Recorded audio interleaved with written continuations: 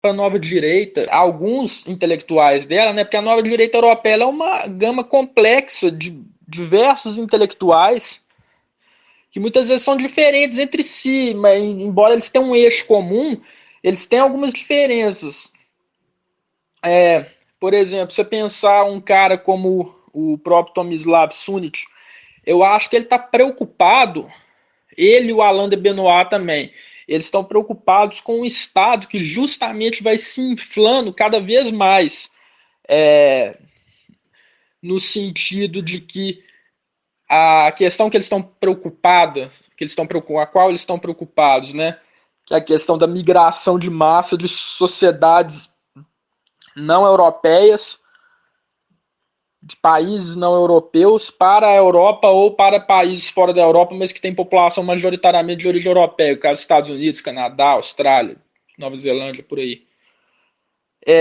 O que eles acham, acho principalmente o Sunnit, é que com esse processo sendo alavancado, você na verdade, você começa a ter que ter o Estado cada vez mais presente do que antes, inclusive. Para resolver todos esses conflitos, você começa a ter que ter uma espécie de hiper pós-modernidade, no sentido que você vai tendo um Estado que vai controlando tudo, justamente para conduzir uma espécie de novo bem-estar nessa sociedade multicultural ou multirracial, né?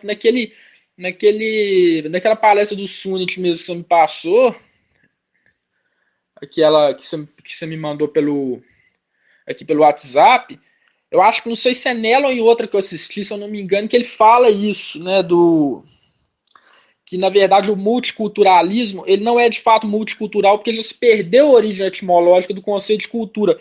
Na verdade, ele é a tentativa de criar uma nova homogeneidade para a condução pacífica de uma sociedade multirracial. Então, na ideia dele e do Alain de Benoit, mas eu acho principalmente dele,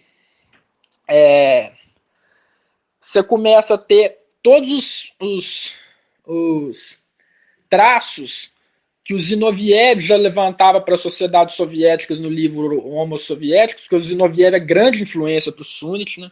Grande influência. Todos aqueles traços começam a se implementar de forma gradual eles começam a se implementar de forma gradual através dessa nova social-democracia que surge no fim dos anos 80 e início dos 90, principalmente nos anos 90, né? Que você tinha uma social-democracia consolidada nos anos 60 e 70 e atingiu o ápice dela, né, a era de ouro dela na Suécia, principalmente na Suécia, que era uma social-democracia que servia para quê? Para conduzir conflito de classe entre patrões e empregados. Então você emitia ali uma série de serviços sociais de alta qualidade, como eram os na Suécia, né, ou pelo menos tinham fama de ser. Você tinha escolas públicas de altíssima qualidade, creches, sistema de saúde. Eu já li que numa escola pública sueca, se o menino tivesse um problema de miopia, o Estado dava o óculos para ele. Então, era uma coisa assim. Nos anos 90 para cá, com a migração de massa, a social-democracia ela tem que conduzir não só mais a luta de classe, mas a luta dos grupos culturais, raciais e étnicos também. Então a coisa fica muito mais complicada, porque você começa a ter que mexer vamos dizer assim, nas relações mais espontâneas da sociedade, entre as pessoas, né? De uma forma assim, vamos dizer, mais profunda do que você teria numa situação de luta apenas de classe, de conflito apenas de classe. Então você começa a ter que ter uma reconfiguração radical dos programas pedagógicos nos ministérios da educação. Você começa. Você tem que modificar realmente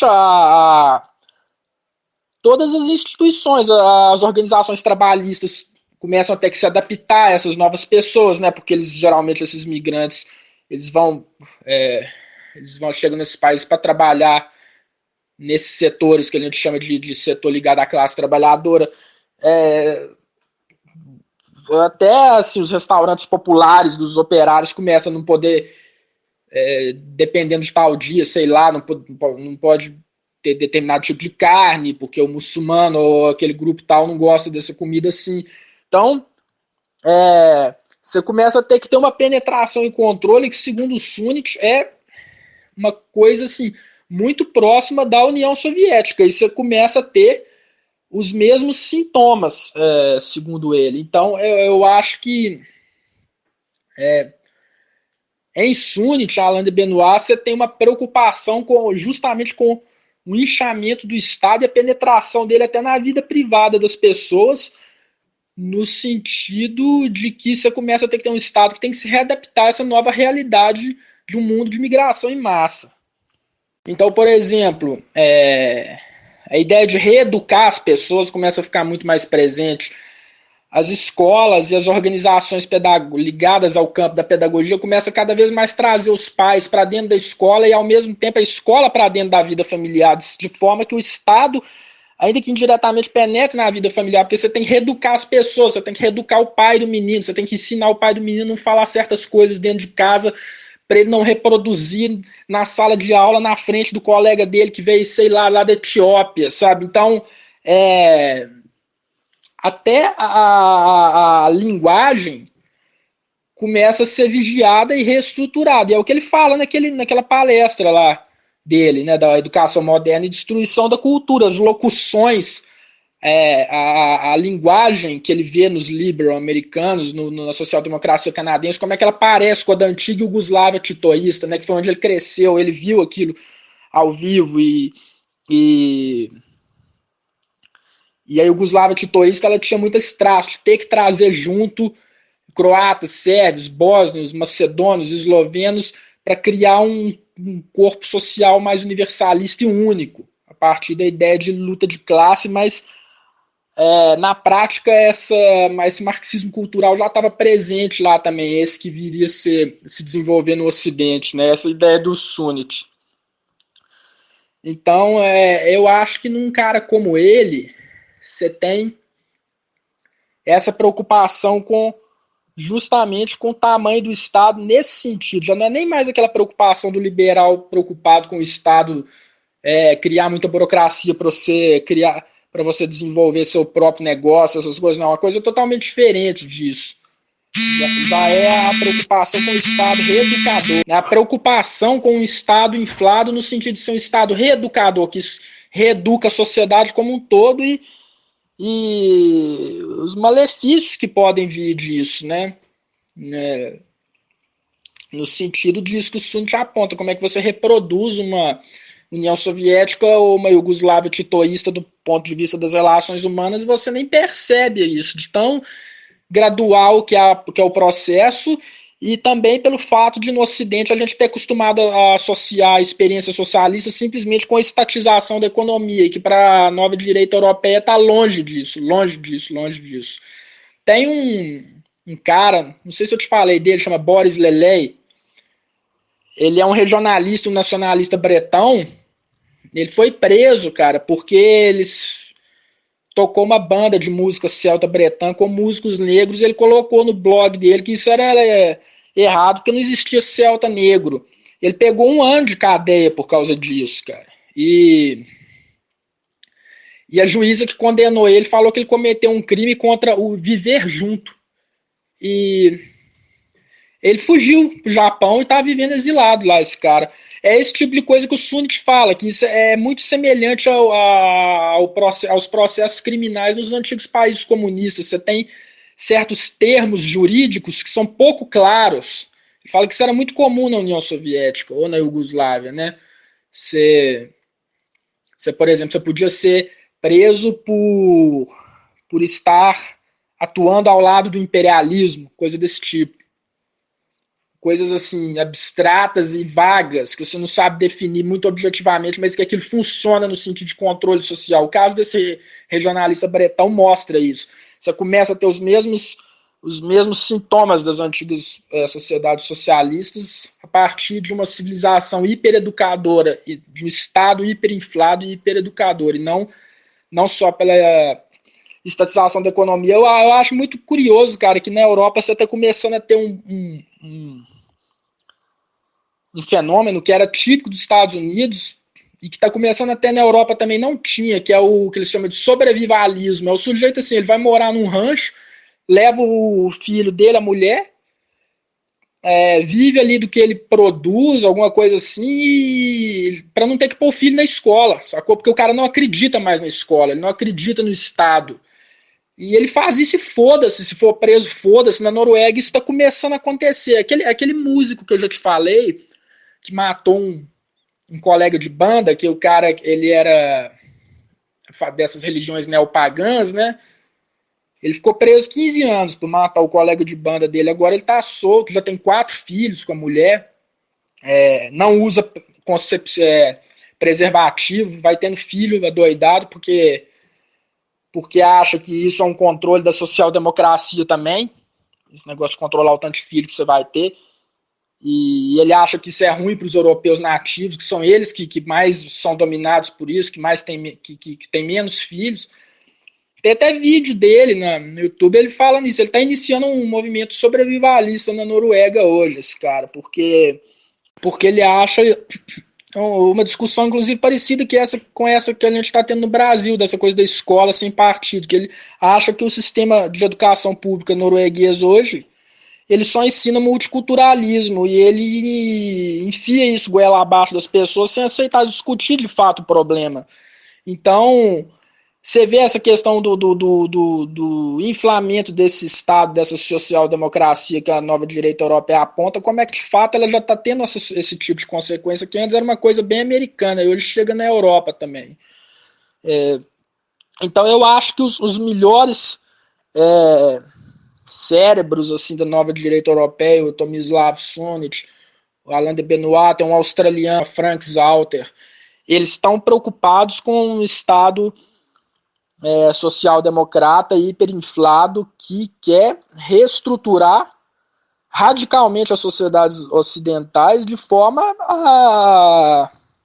a torná-las uma coisa que elas nunca foram, a torná-las uma coisa totalmente inédita e destruir a memória coletiva das maiorias nacionais desses países. Que a NDE, né, a nova direita, ela vê, na verdade, um mundo hiper pós-moderno, hiper globalizado, justamente como o contrário dessa questão que a gente estava discutindo aí, né? No sentido assim de você pensar que quanto mais moderna é a sociedade, mais autônoma ela fica perante o Estado. Para eles, ao contrário, no mundo globalizado, hipermoderno, de migração de massas, a sociedade vai ficando cada vez menos autônoma do Estado. Você começa a ter um Deus assim na vida das pessoas, um Deus secular, por assim dizer, que é o que eles chamam de Estado gerencial terapêutico, porque para eles o multiculturalismo, na verdade, é mais não é um programa cultural. Cultura, na verdade, é a mensagem criptografada para programa psicopedagógico. Não é uma esquerda cultural, de fato, é só no nome, é psicopedagógica, né, no sentido de reeducar, hipereducar as pessoas a partir das teorias do reconhecimento, de forma assim, que você não tem múltiplas culturas porra nenhuma, você tem uma sociedade onde todo mundo tem que ser meio que terapeuta de todo mundo, e o Estado vigiando isso. Ai de você se você não quiser entender o outro, sabe? Relação entre a NDE e o conservadorismo. Primeiro, eu acho que no sentido de que ela luta contra esse processo de pós-modernização da sociedade, das sociedades às quais elas estão trabalhando, né? No sentido seria as sociedades ocidentais de forma geral, ou mais especificamente Europa, América do Norte, ou a Europa e mundo anglo-saxão. Eles são conservadores na medida que eles querem barrar esse processo de pós-modernização, né? Mas eu acho que eles se distanciam do conservadorismo clássico britânico, por exemplo, no sentido que o conservadorismo clássico britânico, até onde eu sei, até onde eu estou apto a falar, né, ele é muito a defesa do governo parlamentar, né, contra, vamos dizer assim, a sinergia das massas populares que pode se tornar perigosa. Até onde eu entendo o conservadorismo clássico britânico, um dos eixos centrais dele é esse. E o conservadorismo da nova direita europeia não é bem isso. Ele é mais próximo da escola chamada tradicionalista. Tanto que o próprio Alexander Dugin tem vídeos dele que ele estabelece essa diferença entre conservadorismo e tradicionalismo. Eles, eles estão mais preocupados com a necessidade de uma sociedade ter tradição, ter valores tradicionais, do que com as suas próprias, vamos dizer assim, instituições, do que com a defesa de instituições de caráter legislativo, executivo, nesse sentido. Então, eu acho que eles retomam muito os escritos, por exemplo, do Julius Evola, do Mircea Eliade, em alguma medida do Ernst Junger, do Titus Burckhardt. Eles retomam isso, a necessidade de uma sociedade ter tradição, no sentido de que essa tradição dá um sentido à existência humana das pessoas. Então, por exemplo, o Alain de Benoit, ele elogia sociedades tradicionais no sentido que elas têm um tempo cíclico, enquanto a modernidade liberal, tanto a modernidade, né, tanto na sua vertente liberal quanto na sua vertente socialista comunista, ela tem um tempo linear onde você tem que avançar sempre para chegar num determinado ponto que é o ideal.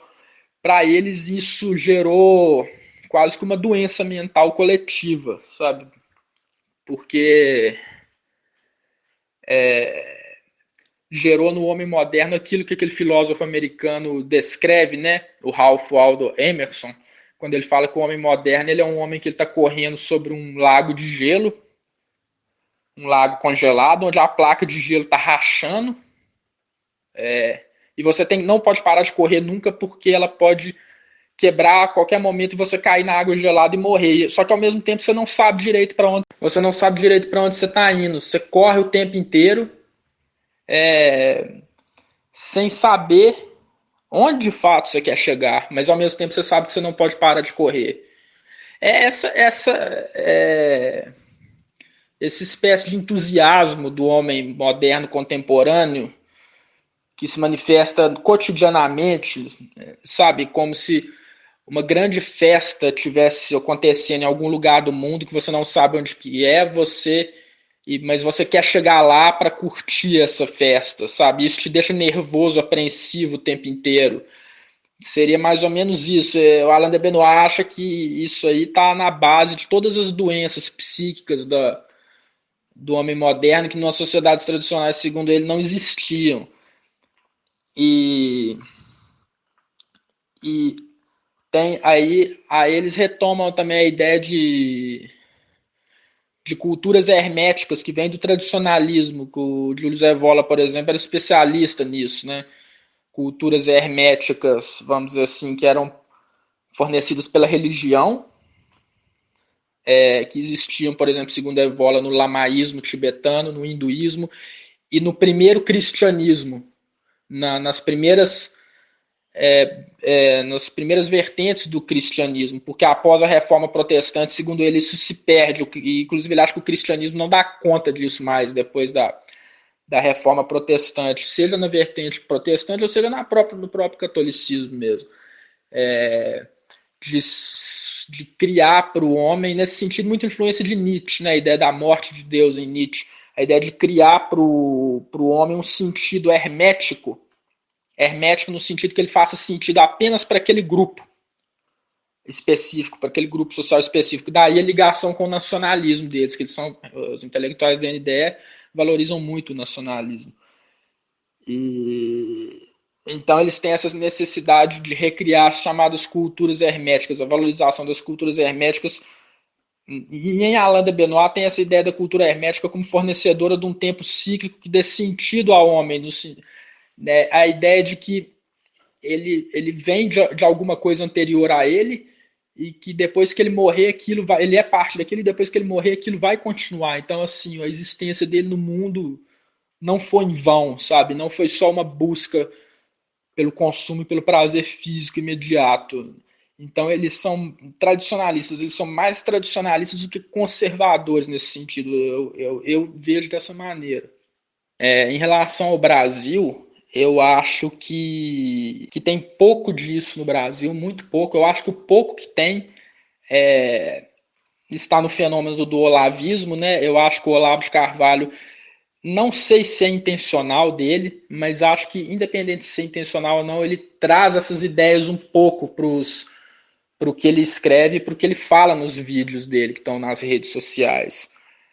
Ele tem a preocupação, que é uma preocupação dos intelectuais da nova ordem mundial, que é o que eles chamam de New World Order, né? A nova ordem mundial, que é a ideia de um Estado global supranacional que intervém nos Estados nacionais e, sobretudo, na dimensão pedagógica e educacional. E isso é uma preocupação central deles também. E o Olavo de Carvalho traz isso para a discussão. Eu acho que o que tem mais próximo do Brasil hoje é isso, é o próprio Olavo de Carvalho. Embora eu não sei de fato se eu enquadraria o Olavo como um intelectual da NDE adaptado ao Brasil, um brasileiro da NDE. Eu acho que ele ainda tem alguns traços dele que ainda não se encaixam nisso. Ele tem alguns traços da NDE, eu colocaria assim. Ele, sobretudo nessa questão da nova ordem mundial. Embora eu acho que isso não seja uma preocupação de muitos brasileiros, como é uma preocupação de muitos europeus e muitos norte-americanos. Eu acho que o Olavo faz sucesso no Brasil, ele é um formador de opinião muito proeminente, no sentido que ele bateu de frente firme com o petismo. Com o petismo. É nesse ponto que ele ganha a, a massa, né? Assim, essa nova massa que foi para a rua, que foi para a rua contra o PT, e muita gente colocando aqueles cartazes falando Olavo tem razão, não sei o quê. Eu acho que é no antipetismo que ele ganha. Eu acho que o brasileiro não está preocupado com a globalização cultural, social e os supostos malefícios que possam vir dela. Eu acho isso. Eu acho que no Brasil, que ainda está preocupado com essa intervenção dessas organizações supranacionais na educação e na maneira como o pai educa filho, ainda é uma parcela pequena se comparado à experiência europeia e norte-americana. A terceira pergunta, acho que ela tem tem um link muito grande dela aí com a primeira pergunta. Eu acho que sim, que a ideia deles é que a modernidade em si não deu muito certo. E aí, mais uma vez, eu acho que é forte, muito forte a influência neles do pensamento de Zinoviev e do Solzhenitsyn também, os dois dos principais dissidentes soviéticos, né? Ambos tinham ódio do bolchevismo, tinham um rancor tremendo do bolchevismo, mas eles tinham também uma antipatia tremenda pelas sociedades ocidentais liberais, todos dois, tanto Solzhenitsyn quanto Zinoviev, né? Solzhenitsyn tinha inclusive todo aquele valor que ele dava à Rússia pré-revolucionária, à Rússia cristã ortodoxa, a Rússia hipertradicional. Zinoviev já não dava tanto valor a isso, não, embora mantivesse sua antipatia pelo bolchevismo e pelo que ele significou também. E ambos, tanto Solzhenitsyn quanto Zinoviev, tinham um pé atrás com a modernidade nesse sentido. É porque tanto o Zinoviev, como eu estava falando, e o Solzhenitsyn, eles viam o liberalismo ocidental como um primeiro passo para acontecer o que tinha acontecido na Rússia. Né? O Zinoviev, por exemplo, ele tinha uma crítica muito grande a essas pessoas no Ocidente que ficavam enchendo a boca para criticar a União Soviética, para falar que aquilo era uma ditadura, mas na prática faziam a mesma coisa na sua vida cotidiana que o Homo soviéticos fazia também, que para o Zinoviev a, a União Soviética e as ditaduras comunistas não eram uma ditadura como qualquer outra, como a ciência política ocidental colocava. Ele fala que a ciência política ocidental fracassou completamente em entender o fenômeno soviético, porque a ideia que se passava aqui no Ocidente é que a União Soviética era simplesmente um estado policial que controlava violentamente sua população. Não que ele esteja negando que isso seja em parte verdade, ela era isso também, mas ela criou uma civilização própria, segundo o Zinoviev, onde um indivíduo, quando, quando ele falava algo que ia contra os preceitos daquela religião civil que era o marxismo soviético, né? Quando ele falava, ele estava correndo um risco enorme de todas as pessoas é, virarem as costas para ele, no ambiente de trabalho, no ambiente familiar, até no ambiente privado. Muitas vezes o cara ele era ostracizado pela mulher e pelos filhos dele, né? Então o que que acontecia? O sujeito não aguentava o isolamento e voltava atrás do que ele falava para ele ser reinserido socialmente. E só quando ele era teimoso o suficiente e mantinha a posição dele e não ligava de ficar sozinho, como foi o caso do próprio Zinoviev, aí a KGB entrava em ação. Porque no Homo Soviéticos tem um episódio que ele fala assim, o Zinoviev, que ele era um exilado russo, né, e tinha levas de exilados russos chegando o tempo inteiro na Alemanha Ocidental naquele momento. E a Polícia Federal da Alemanha Ocidental interrogava essas pessoas o tempo todo, né, inclusive o Zinoviev, porque muitos desses supostos exilados eram agentes da KGB disfarçados. Então, ele relata um episódio onde ele estava sendo interrogado e os dois policiais falam assim, o Zinoviev, você é ou não da KGB? Aí ele fala assim, não, oh, sabe que eu não sei? Eu posso até ter sido, acho que já fui um dia, em alguns momentos eu posso ter sido. E os policiais ficavam perplexos com aquela resposta dele, não entendiam. Achava até que ele estava de gozação com eles, mas na verdade ele não estava. Ele estava querendo dizer o quê? Que, por exemplo, um cidadão fosse um professor universitário, um síndico de prédio, por exemplo, que vigiasse as pessoas com que ele convivia, que dedurasse aqueles que falassem contra o marxismo, ele agia muito mais de forma muito mais eficiente no sentido policial do que um cara que era de fato agente da KGB, mas que na verdade era apenas um burocrata deitão que queria só viver bem e tomar vodka e comer caviar contrabandeado do Mar Cáspio, sabe? E não fazia o trabalho dele de fato. Então, na verdade, você vivia em uma sociedade onde todo mundo era um possível agente da KGB na prática. Era isso que ele estava querendo dizer. E, e ele fala que a ciência social ocidental não captou esse traço da civilização soviética, da civilização particular que o bolchevismo e o marxismo criaram ali, sabe? Por isso que ele fala que ele em algum momento pode ter sido um policial da KGB, às vezes ele dedurou em algum momento da vida acadêmica dele um colega de profissão, que às vezes ele nem lembrava mais, ele agiu como um agente da KGB, embora ele não fosse institucionalmente um policial da KGB, né? Então ele fala isso. Então, na verdade, o que a civilização socialista criou? Ela criou um charivarris de proporções continentais. O charivarris era aquele processo que existia no campesinato francês, aquele fenômeno, né, social do campesinato francês, que quando o indivíduo ele ia contra as tradições locais, toda a aldeia virava as costas para ele. E ele caía no isolamento total. Só que o que acontecia? Ele podia andar 30 quilômetros e ir para uma outra aldeia que ali ele já estava livre, por assim dizer, de novo. Na União Soviética isso não acontecia, porque era um charivarris controlado por mecanismos modernos de controle social a partir do Estado também, né? Então, a partir de um sistema de comunicação, onde o indivíduo ele era localizado em qualquer lugar da União Soviética. Tanto que o índice de suicídios lá era enorme por causa disso. E a questão é que para Zinoviev e para Solzhenitsyn, o liberalismo no Ocidente começava a apresentar esses traços também, sabe?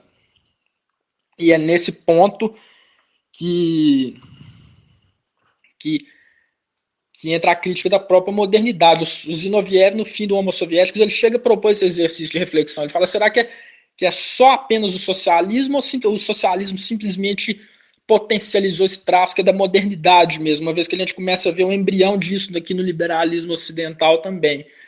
E a nova direita europeia ela vai aprofundar essa discussão em um contexto de migração de massa na Europa e como a necessidade de você criar uma nova civilização para acoplar isso tudo vai gerar todos esses problemas que o Zinoviev aponta.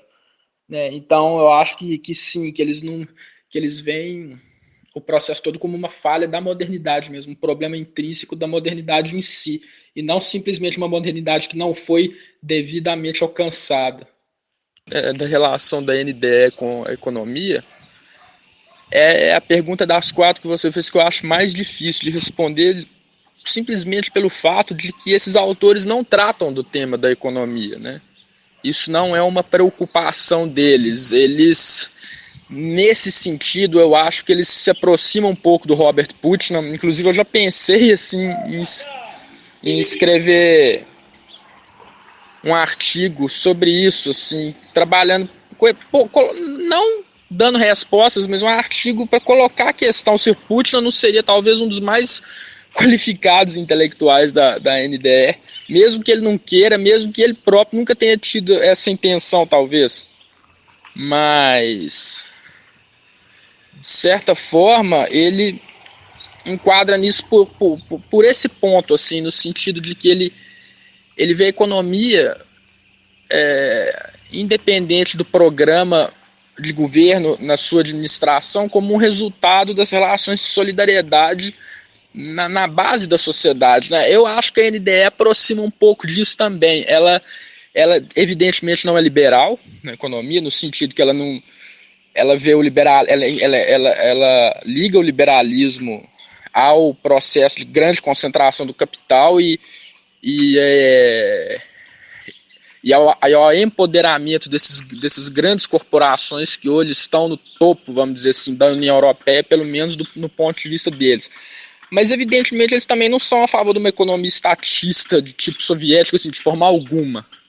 Agora, tem um ponto em relação à economia que eu acho muito curioso na NDE, que tá mais ligado especificamente a um autor particular, que eu já até te falei dele, que eu acho que ele é o mais extremista de todos da NDE, o mais explicitamente militante também, o mais militante, que é aquele finlandês que eu já te falei, o Kai Murros. Ele é curioso no Kai Murros, cara, porque ele para mim, ele é explicitamente neonazista, sabe? Coisa que os outros não são, a princípio. Eles podem ter algum conjunto de elementos em comum com o antigo fascismo, mas falar que eles são necessariamente nazistas eu acho muito complicado, eu não concordaria com isso. Agora, em relação ao Kai Murros, eu concordaria, cara.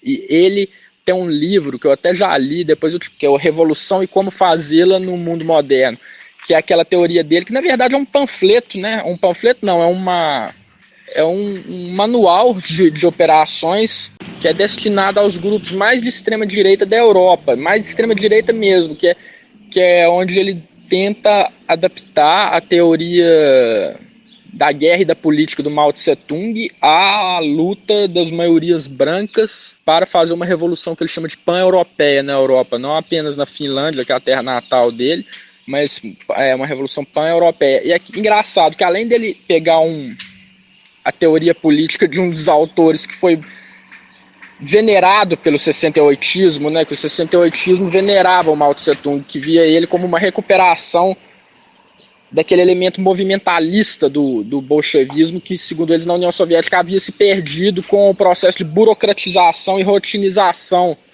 do socialismo. E outra coisa, poucos autores, cara, que eu vejo hoje recuperam tanto a economia política marxista igual ele, sabe? A forma de recuperar a economia política marxista dele é igual a do Antônio Negri, por exemplo. Só que ele recupera aquela teoria do aumento dos preços, do baixar dos salários, né?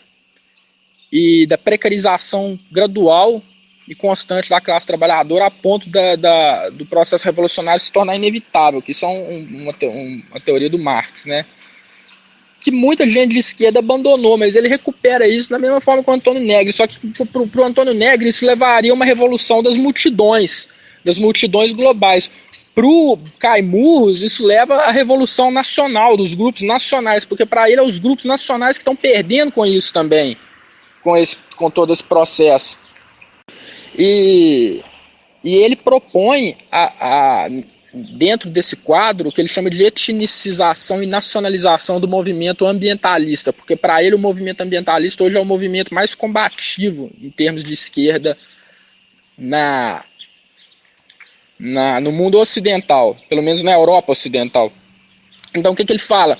Você tem que manter o formato, o esqueleto do movimento ambientalista, mas mudar, vamos dizer assim, a carne, o conteúdo dele. Ao invés de você manter aquele discurso que é típico dos ambientalistas, né, de apoio aos povos do terceiro mundo, globalismo, enfraquecimento das fronteiras nacionais, aí você preenche com o contrário, você coloca os nacionais dentro desse processo, levando a uma revolução nacional. E apesar dele simpatizar com certos elementos do ambientalismo, evidentemente ele está contra essa coisa de aquecimento global também, que para ele seria só a desculpa para criar um politburo mundial, né? Nesse ponto ele está totalmente dentro do eixo da NDE, o Caimurros, mas ele tem esse traço assim, que ele recupera uma economia política justamente marxista, ironicamente, coisa que eu não vejo nos outros.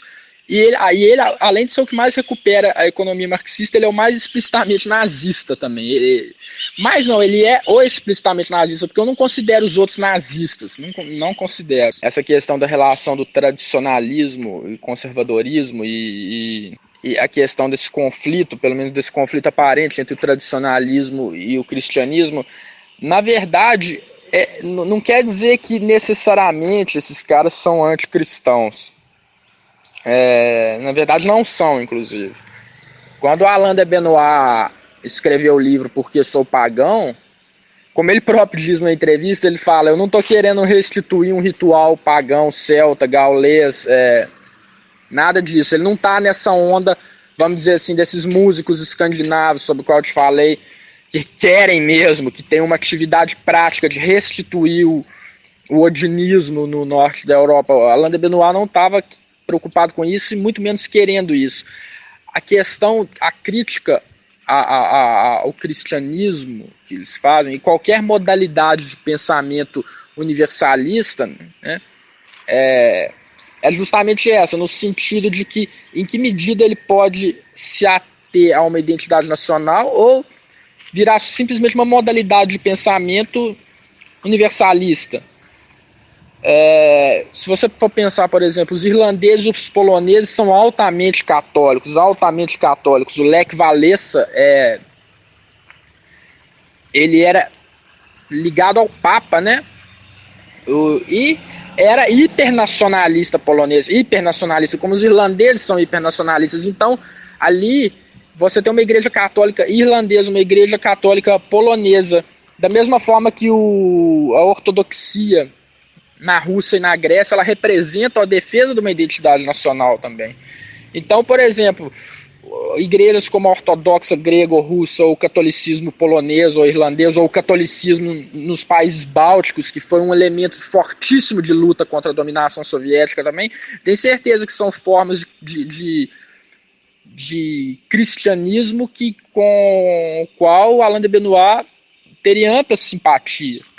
Eu acho que as vertentes do cristianismo com o qual eles realmente não gostam são essas vertentes que vão ir por um elemento demasiadamente abstrato e muito translocal, né? Por exemplo, acho que o evangelismo sul-americano brasileiro, eles teriam horror de uma coisa dessa. Teriam horror.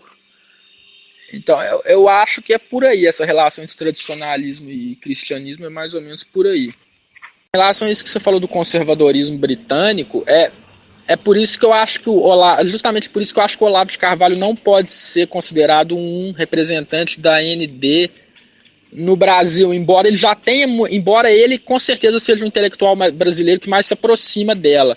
Eu acho que ele é um meio caminho andado entre o conservadorismo Tory e a NDE. Eu acho que o Olavo de Carvalho é mais ou menos um meio caminho andado entre os dois.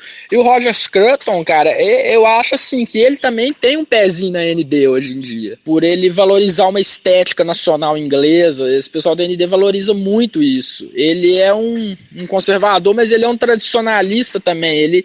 Ele pensa uma tradição em alguma medida fechada inglesa, sabe?